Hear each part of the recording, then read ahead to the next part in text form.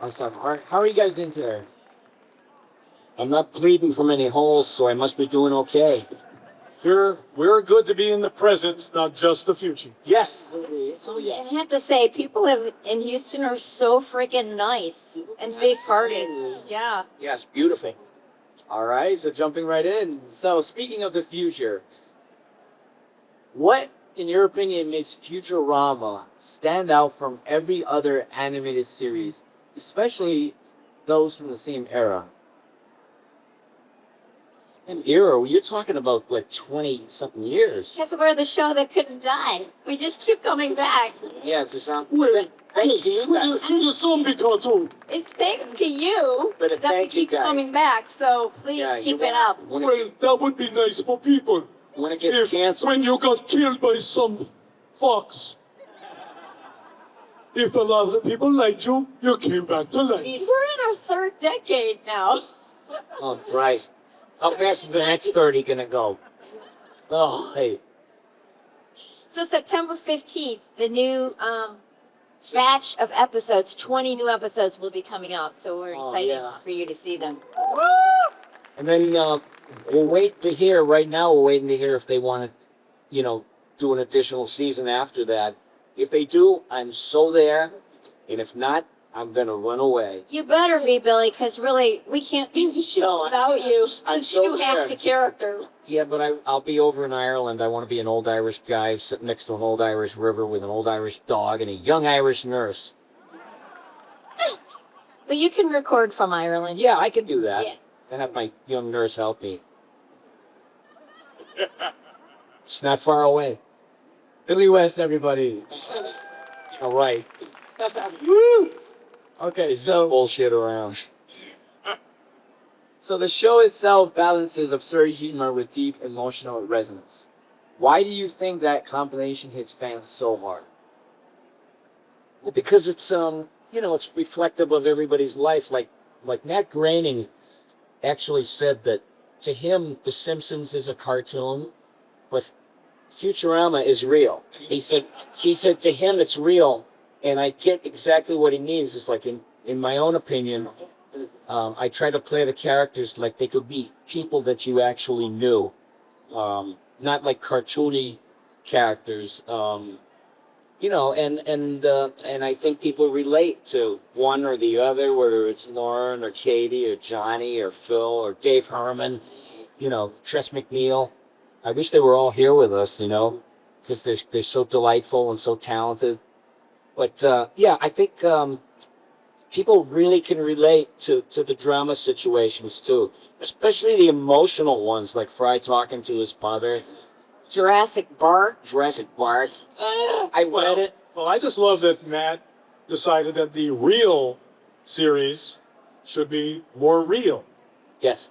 Well, because originally the bureaucrat was named Dexter.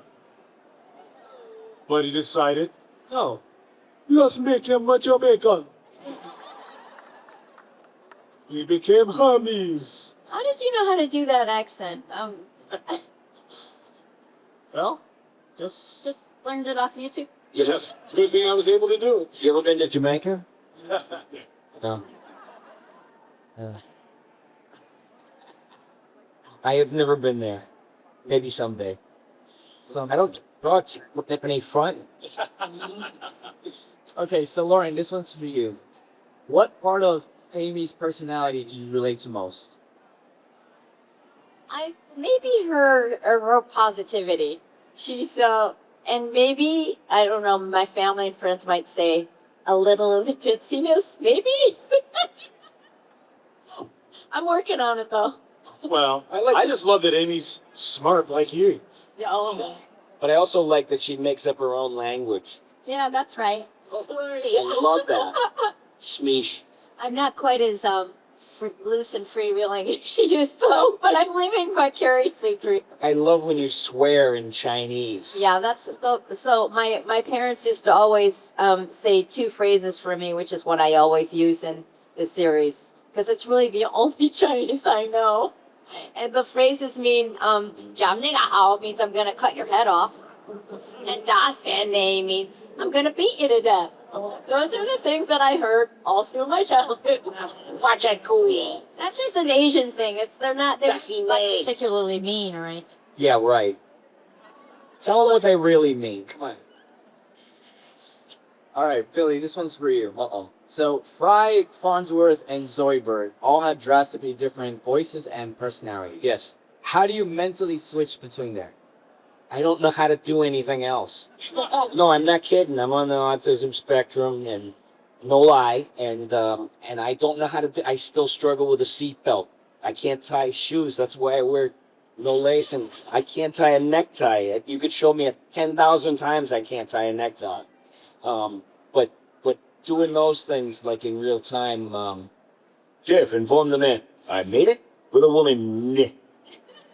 You need an autograph? What about Zoidberg? No, they don't care about Zoidberg. No one gives a shit about Zoidberg. They only care about the stupid Fry or the robot. And, the professor, who needs courage when you have a gun? Those come easy to me. It's like, don't ask me to, sort silverware or I'll drop them on my feet. But it's pretty amazing to be listening to three people talk to each other in three different voices coming out of one mouth. I mean, The rewards of a misspent youth. that's like watching a World Series and watching one person be pitcher, catcher, and batter. Oh, man, what an analogy. Thanks, applause, everyone. Thank you, that's so sweet of you. So, Thank Billy, you. we're going to stay with this one on one more time. One more question for you, Billy. Which of your Futurama characters is the most fun, and which is the most exhausting to voice? That's a good question. Is that for Billy or Bill? It could be for all of you. Oh, for all of us. Well, the most exhausting is obviously the robot preacher. Feature bot. Yes, the robot preacher, Bob. Oh, yeah, that screams your voice. Nice congregation. I love when you do those, and We go to Robotan. I love when you're doing the Harlem Globetrotters voices. What did God sound like in Disenchantment? Very God was strong and powerful. Oh, that's awesome. That's awesome. I don't think none of my characters on Futurama are difficult at all. Kids Next Door #3 is difficult. You Yeah. just have to push it way out there, and it's very high. We do a toss up, like if they're gonna do a new character, that's introduced in the script, and say who wants to try it, it was like okay, and it was Nixon, and that bastard drafted me in 1970, so I knew his voice, but it doesn't really sound like him. It's like it's a mock-up. You don't want somebody to sound exactly like who they are because the bit will just lie there and die in a ditch. You got to put a hook or a handle on it. So his whole thing was, I watched the debate in 1962 between Kennedy and Nixon, and Nixon was a mess. He was sweating and the hair, all over the place. And I said to my Mom, he looks like he's going to turn into a werewolf. And he was going like, I want to be president of the United States, but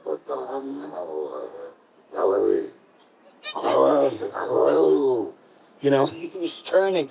And so to this very day in the Nixon library, on a continuous, endless loop, is all the Nixon stuff I did on Futurama. In his library. I won.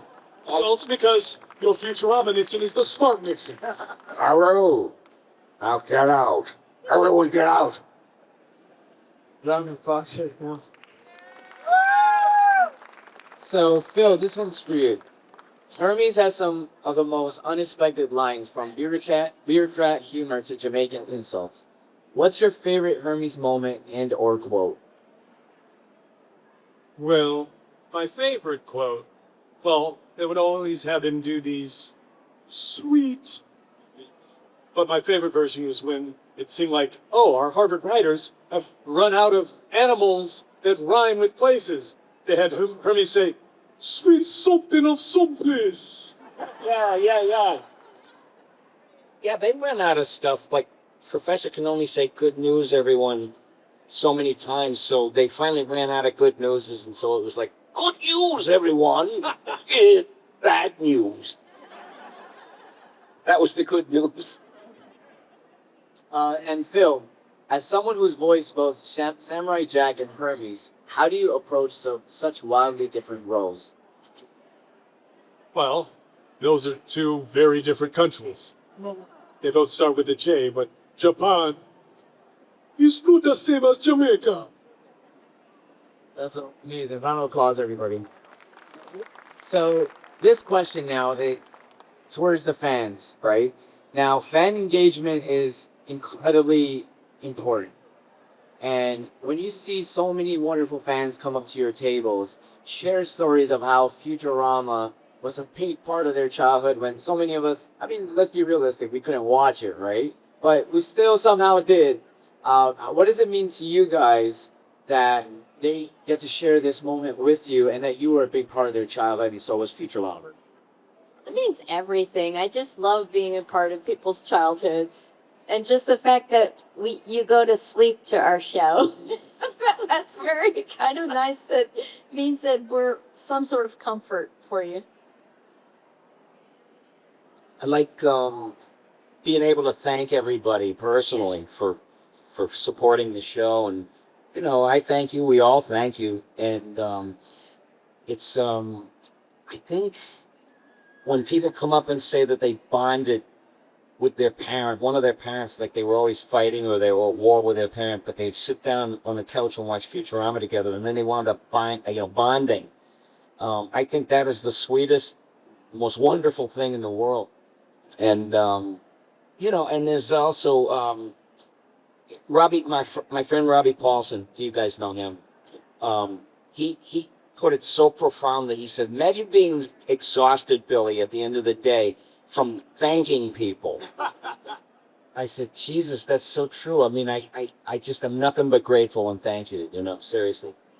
Well, no, it's a great experience because it's sharing joy. I mean, because it's such a joy to get to be able to work on this and to watch it. So we get to share that. Although when people start bringing up something about childhoods or bringing their kids, that makes me feel so good because I feel like this great cartoon with such an incredibly genius writing staff. Whoa, when you let your kids watch this cartoon, you made their science grades go up. That's right. It's real science, real math. Yeah, yeah. Our showrunner, Dave Cohen, actually has a math club. And they just meet each week and solve problems. I can't imagine. Yeah. That's amazing. Round of applause, everybody.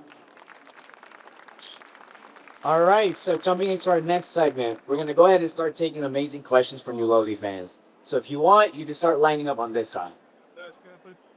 Yes, sir. Yeah. Get out. Does anybody have a question? Oh, good. Here comes somebody. Or maybe they're just leaving. It's always the first one.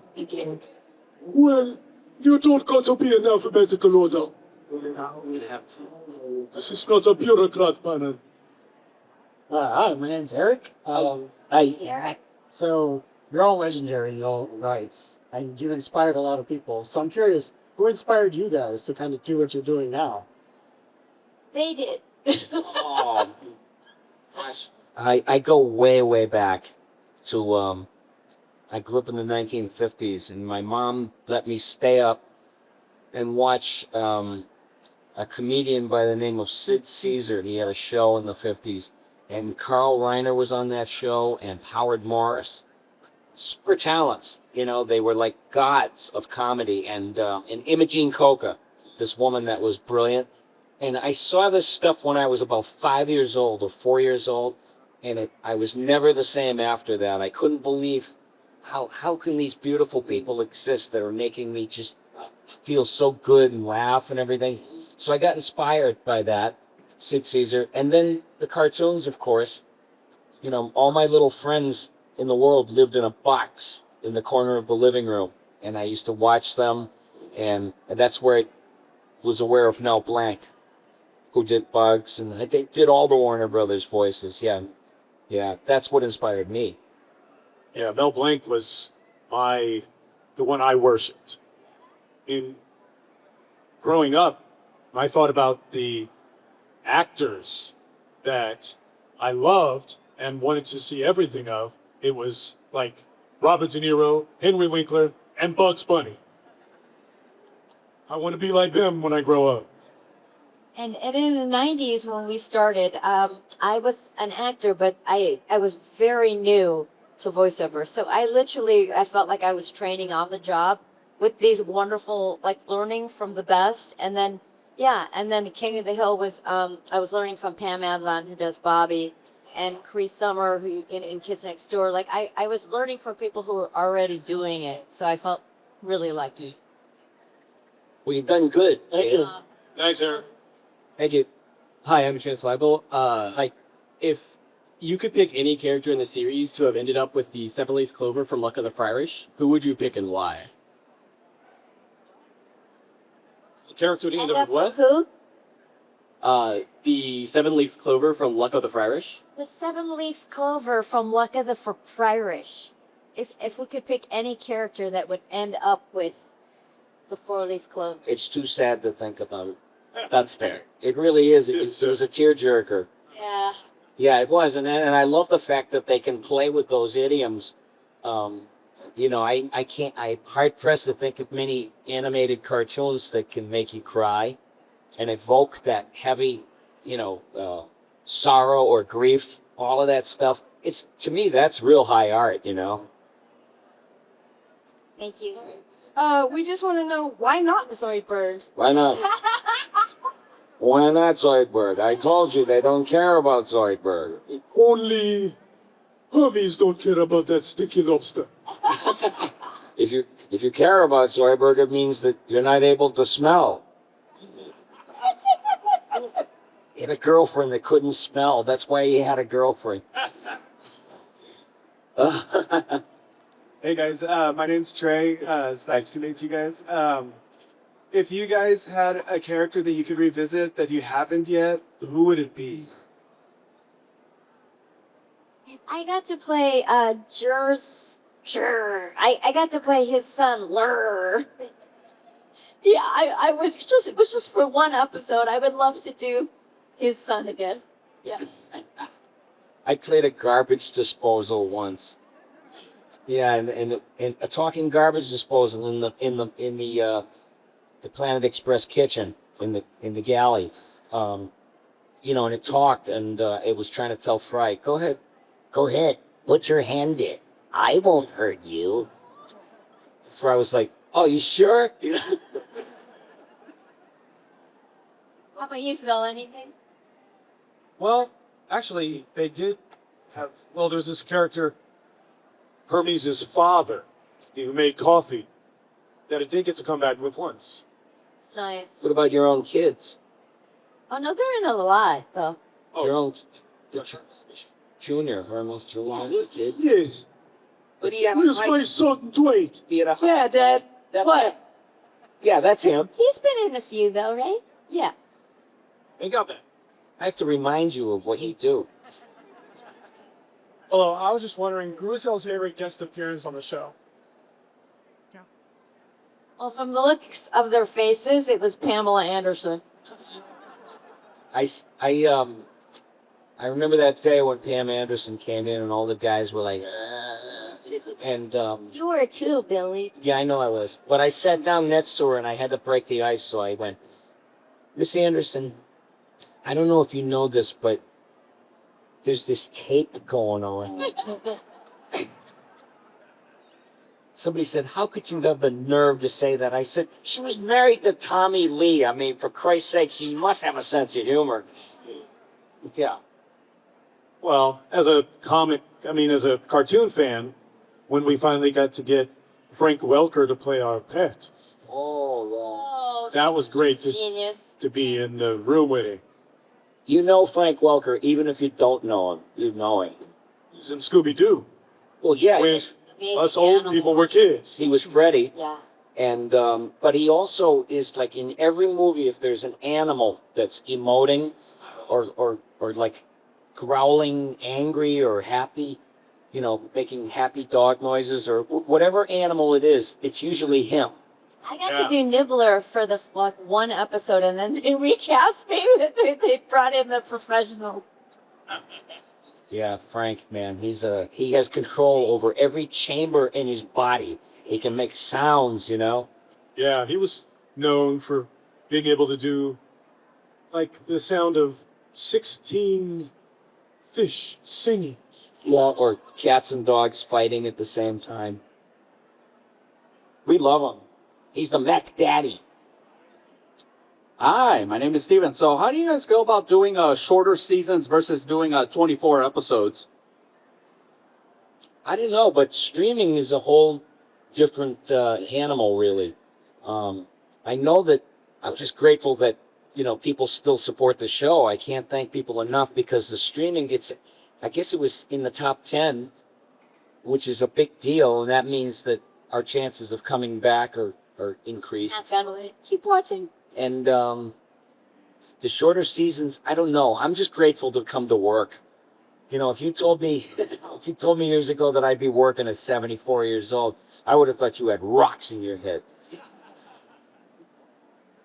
So yeah, thanks. Hi, my name is Nick. And I've always enjoyed this as getting a chance at collections and stuff. And I was wondering, is there anything you guys like to collect and what it is? I think I'm outing myself here, but I love crystals. I'm wearing one right now. Clear quartz crystals and all their different. I feel like I'm surrounding myself with beauty because they're so incredibly grounding and pretty. I like to collect paychecks. Although I don't keep them for very long for some reason. Yes. I only have one ex-wife, right? What? Oh, yeah. Yeah, one ex-wife. I've seen a couple of future ex-Mrs. West. You know, we'll talk about that later. How about you, Phil? Do you collect anything? Well, you used to put comics.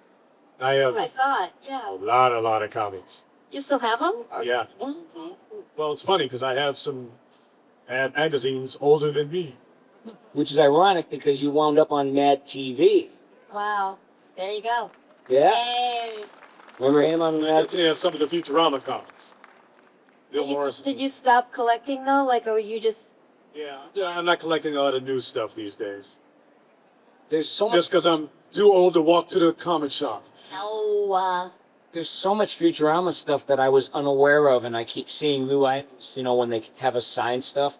And I've got a ton of stuff from my career, like all the scripts that I ever read, and, Oh, wow. you know, stacks of junk that I don't know if it's worth anything to anybody. I'm going to have my brother auction it off for charity if I, you know, like all the memorabilia and all that.